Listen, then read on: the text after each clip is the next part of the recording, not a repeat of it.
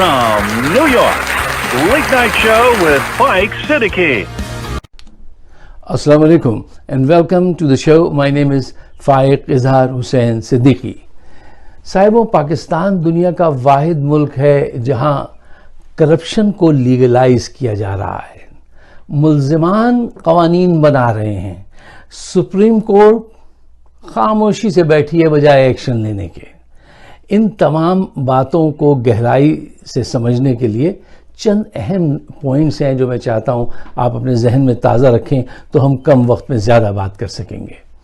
Point number 1, देखिए आज पाकिस्तान का जो नंबर 1 मसला है वो क्या है? वो है करप्शन।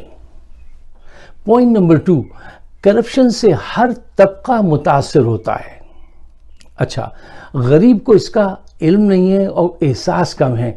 जिस रोज़ मेजॉरिटी को उनको ये एहसास हो गया कि ये उनको किस दर्जा हिट करता है तो फिर देखिएगा तब्दीली आएगी और वो उठ के खड़े होंगे। और इमरान खान साहब ने ये बीड़ा उठा लिया है कि वो लोगों को इस बात का एहसास दिलाएं।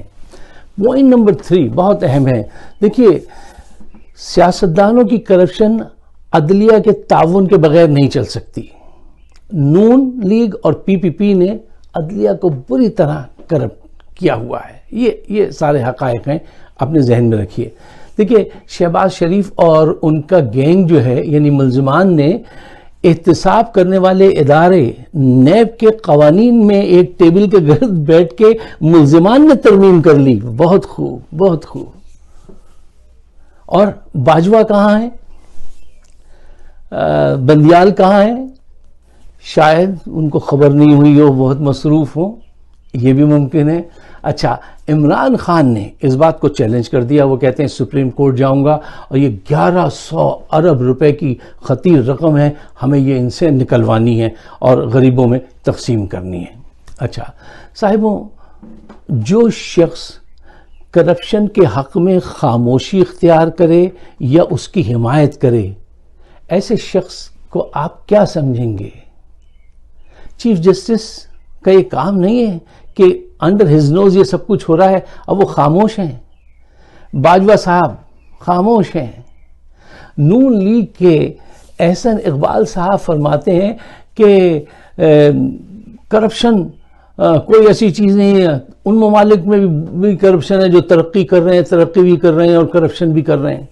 यानी इनका मतलब ये है कि जो पैसे हमने मार लिए हैं उनकी हमारी जान छोड़ दो, हम वो पैसे वापस नहीं करेंगे, वो पैसे वापस मत मांगो, तरक्की की तरफ चले जाओ। यानी करप्शन भी होती रहे, तरक्की भी होती रहे, अंधेरा भी हो, उजाला भी हो। ये सारी इनकी थ्योरी है अपने आप को बचाने के लिए। अच्छा, एहसन इकबाल ये बात बताना भूल गए, ये हकीकत है कि तरक्की पजीर ममालिक में भी करप्शन होती है, लेकिन उन ममालिक के अंदर अदालतें जो हैं वो फ़ौरन के फ़ौरन जो है वो सज़ा देती हैं और उन सज़ाओं पे अमल होता है। उन ममालिक में क़वानीन ऐसे वज़ा किए जाते हैं कि अच्छा काम करना आसान हो और बुरा काम करना मुश्किल हो। उन ममालिक में मुल्ज़िमान एक टेबल पर बैठकर एहतसाब के क़वानीन में तरमीम नहीं करते। उन ममालिक में ये सब कुछ नहीं होता है कि मुजरिम लंदन से बैठकर डायरेक्शन देता है और मुल्ज़िमान जो है वो उस पर अमल करते हैं। ऐसा तो हमने सिर्फ फिल्मों में देखा है कि वो गॉडफादर जो है वो जेल से बैठकर जो है अपना नेटवर्क चलाता है। देखिए, एहसन इकबाल साहब ने करप्शन को कबूल करने का फ़ैसला कर लिया है और कहते हैं कि करप्शन को कबूल कर लो और इंजॉय करो, साथ साथ तरक्की कर लोगे तुम। एक खातून अपनी सहेलियों से बैठी जिक्र कर रही थी कि मैं 2 दफ़ा रेप होने से बची। तो सहेलियों ने बड़ी ताज्जुब से पूछा, वो कैसे? खातून बोली, मैंने हाँ कर दी। तो ये इसी किस्म की हाँ ये करवाना चाहते हैं एहसन इकबाल साहब, और कहते हैं कि उसके बाद जो है उनका यही सलूशन, एंजॉय करो और हाँ कर दो। लुक, देखिए हकीकत ये है कि वाइट कॉलर क्राइम को पकड़ना बहुत मुश्किल काम होता है। जैसे इतना मुश्किल है जैसे मैं आपसे पूछूं कि ये बताइए कि मछली ने पानी में तैरते हुए पानी किस वक्त पिया? इट इज सो डिफिकल्ट, आप कैसे बताएंगे? तो ये आसान काम नहीं है। अच्छा, फिर پاکستانی سیاستدانوں نے چونکہ اپنے ساتھ شریک سفر کیا ہوا ہے ججز کو، جرنلز کو، ٹھیک ہے نا، بیوروکریٹس کو، تو یہ پورا ایک بڑا گروپ ان کا بن گیا ہے اور ان سے جان چھڑانا کوئی آسان کام نہیں ہے۔ پوری سوسائٹی میں انہوں نے کرپشن کا وائرس پھیلا دیا ہے۔ جیسے کرونا ہے نا کہ ایک دوسرے کو جا کے چھوؤ تو بھی اس سے لگ جائے، ایسے ہی ہمارے جج ہیں، جرنلسٹ ہیں، ججز ہیں، بیوروکریٹس ہیں، پولیٹیشین ہیں، یہ سب مل گئے ہیں اور انہوں نے ایک ایسا نیٹ ورک قائم کیا ہے کہ یہ دیکھیے اب اس وقت کیسی مجرمانہ خاموشی اختیار کی ہے انہوں نے، چیف جسٹس نے۔ یہ ان کا کام نہیں ہے کہ قانون میں رد و بدل ہو رہا ہے اور آپ کی طرف سے ایک لفظ سامنے نہیں آ رہا ہے، اور کھل کے یہ بات سامنے ہو رہی ہے کہ کیا، اور رد و بدل بھی کس قسم کا ہو رہا ہے، ذرا اس پہ غور کیجئے۔ دیکھیے کہا یہ جا رہا ہے کہ اگر آپ نے کوئی پراپرٹی باہر خریدی ہے تو باہر کی کوئی رسیدیں اگر آپ ان کے خلاف لائیں گے تو وہ قابل قبول نہیں ہوں گی۔ جیسے مریم نے فلیٹس خریدے باہر، لیکن وہ رسیدیں پاکستان میں مقدمہ چل رہا ہے، وہ قابل قبول نہیں ہوں گی تاکہ اس کی جان چھٹ جائے۔ اچھا، پھر ایک قانون میں یہ ترمیم بھی کی گئی ہے کہ آپ کو پتہ ہے بڑی لمبی لمبی وہ دی جاتی ہیں، ہمارے وہاں ٹائم دیا جاتا ہے کورٹس میں، تو اگر 9 مہینے کے اندر مقدمہ نہیں نپٹایا جا سکتا ہے تو آپ فری ہیں۔ اچھا، اب اس کے بعد انہوں نے کیا کیا ہے کہ نیب جو ہے اس کے قوانین میں تبدیلی کرنے کے بعد اس کو ایف آئی اے کے انڈر میں دے دیا ہے، اور ایف آئی اے کو اپنے وزیر داخلہ، وہ 1 نمبر کا کرپٹ آدمی، اس کے کنٹرول میں دے دیا ہے۔ تو مجھے بتائیے کہ ٹوٹل کنٹرول ان کے ہاتھ میں ہے۔ اب یہ کیسے اس کی اصلاح کی جائے گی؟ ٹھیک ہے، اب اس کا واحد طریقہ یہ ہے کہ کرپشن کو ختم کرنے کا واحد طریقہ یہ ہوتا ہے کہ آپ کو اس کو چیلنج کرنا پڑتا ہے۔